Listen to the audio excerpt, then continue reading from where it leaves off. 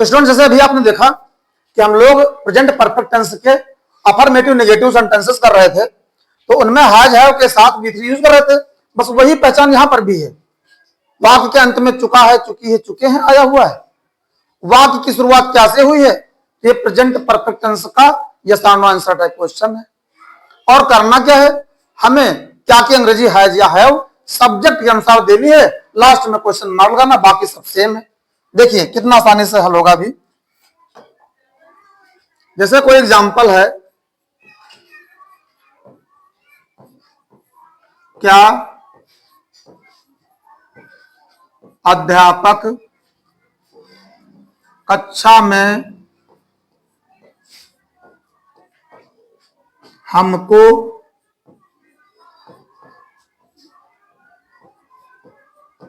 अंग्रेजी पढ़ा चुके हैं?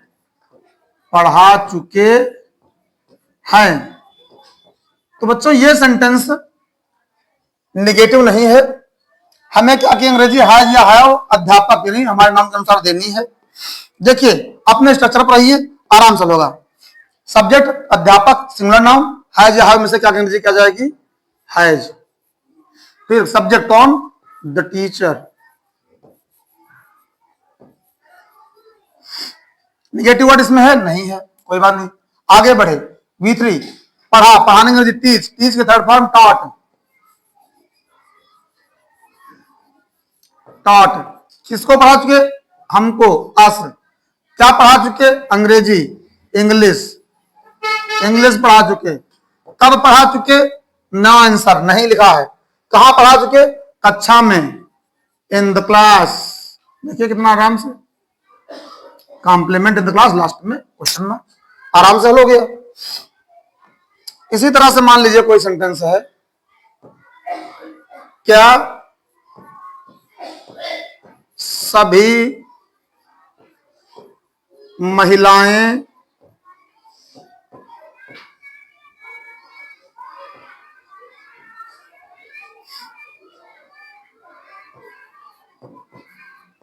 मंदिर से नहीं लौट चुकी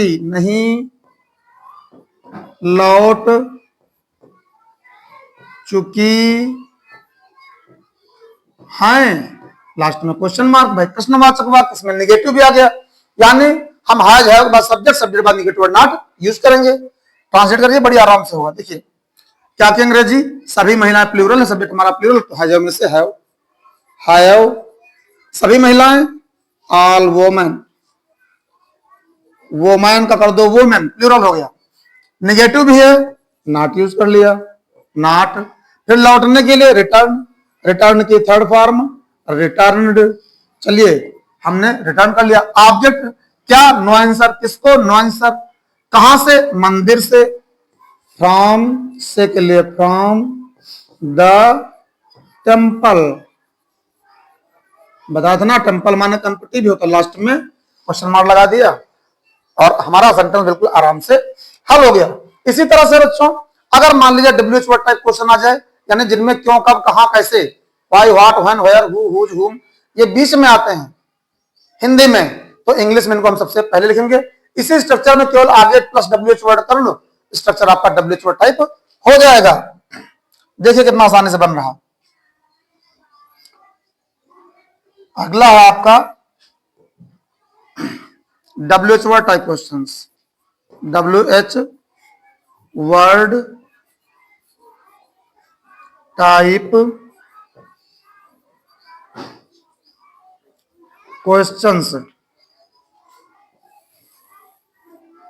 स्ट्रक्चर भी बड़ा आसान है। इनका स्ट्रक्चर देखिए, मैं साइड में यहां लिख रहा हूं। सबसे पहले आ जाएगा WH वर्ड, फिर आप ऑक्सिलरी दोगे, कोई भी हैज या हैव में से कोई एक आ जाएगी। फिर सब्जेक्ट के बाद नॉट, इसके बाद V3 के बाद ऑब्जेक्ट, ऑब्जेक्ट के बाद ऑब्जेक्ट कॉम्प्लीमेंट, लास्ट में क्वेश्चन मार्क। इस तरह से हम WH वर्ड को सबसे पहले लिख लेंगे।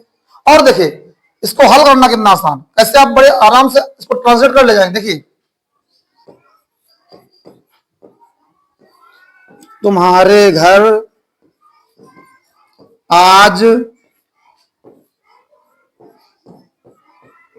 कौन आया है? कौन आया है? तुम्हारे घर आज कौन आया है? लास्ट में क्वेश्चन मार्क। देखिए अब इसमें डब्ल्यूएच वर्ड यानी प्रश्न सूचक शब्द कौन है? कौन कौन के अंग्रेजी में डब्ल्यूएच वर्ड, स्ट्रक्चर में डब्ल्यूएच वर्ड सबसे पहले लिखेंगे, कौन के अंग्रेजी हो जाएगा हु। लेकिन बच्चों हु एक ऐसा डब्ल्यूएच वर्ड है जो स्वयं नाउन स्वयं सब्जेक्ट भी होता है, यानी कोई दूसरा नाउन नहीं आएगा। और जितने डब्ल्यूएच वर्ड इस तरह के हैं इनको हमेशा सिंगुलर मान के व्यवहार करते हैं। सिंगुलर मान के व्यवहार करेंगे तो कैसे करेंगे? देखिए जैसे हु के साथ आ जाएगा हैज, हु हैज। आने के लिए कम, कम की थर्ड फॉर्म कम, कम केम कम। अब पहचानेंगे कैसे? ये थर्ड फॉर्म ही है, अगर आगे सहायक क्रिया है तो आपकी वर्ब थर्ड फॉर्म पर है, यही पहचान है। तो हु हैज कम कहां आया है? तुम्हारे घर, टू योर होम। कब आया है? आज आया है, कॉम्प्लीमेंट लिख दिया टुडे, और लास्ट में क्वेश्चन मार्क। एक और एग्जांपल देखो, जैसे है मैंने बच्चों को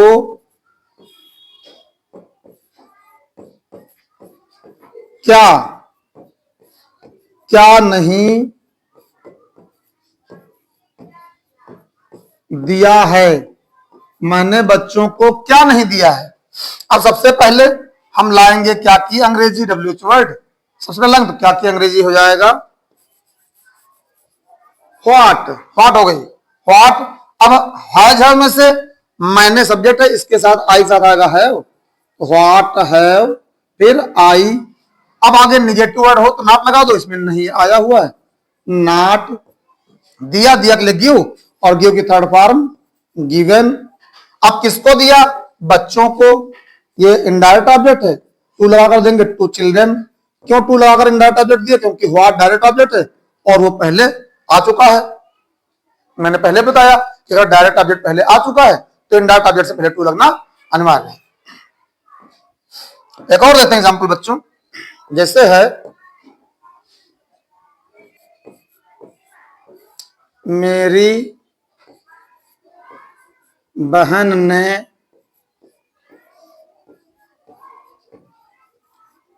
अपनी किताबें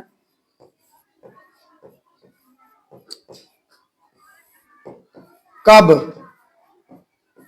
कब खरीद ली हैं? मेरी बहन ने अपनी किताबें कब खरीद ली हैं? लास्ट में क्वेश्चन मार्क। जब इसको आप ट्रांसलेट करेंगे तो सबसे पहले कब की अंग्रेजी डब्ल्यूएच वर्ड लाएंगे व्हेन। अब हैज है में से मेरी बहन सिंगुलर नाउन है हैज, फिर सब्जेक्ट कौन है? मेरी बहन, माई सिस्टर। फिर खरीदने के लिए buy, buy third form bought. फिर क्या खरीद ली है? अपनी किताबें, हर बुक्स। लास्ट में क्वेश्चन मार्क। मेरी बहन ने अपनी किताबें खरीद ली हैं, when has my sister bought her books. कब था बीच में? तो इंग्लिश में ट्रांसलेशन शुरुआत व्हेन से हुई है। एक और छोटा सा एग्जांपल लिखता हूं बच्चों, जैसे है मान लीजिए कि चुका है, चुकी है, चुके हैं, लिया दिया तो है ही है। मान लो कोई ऐसा है जिसमें लगे हाँ ये कार्य पूरा हो गया और ये शब्द ना हो, जैसे जैसे है वह कहां चला गया है? वह कहां चला गया है। जब इसको आप ट्रांसलेट करोगे तो सबसे पहले कहां की अंग्रेजी आ जाएगी व्हेयर। अब वह सिंगुलर नाउन है, ही के साथ has, where has. Noun subject हमारा है ही, जानने की अंग्रेजी गो, और गो की थर्ड फॉर्म गॉन, और लास्ट में क्वेश्चन मार्क। तो इस तरह से आपने देखा कि बड़े आसान तरीके से हम लोगों ने इसको ट्रांसलेट कर लिया। आप मेहनत करते रहिए, पूरे जोश जुनून जज्बे से लगे रहिए, आपको ट्रांसलेशन यानी अनुवाद बहुत आसानी से आ जाएंगे, सीख जाओगे। वीडियो को ध्यान से देखते रहिए, जब तक समझ में ना आ जाए रिपीट करके देखते रहिए। Thank you.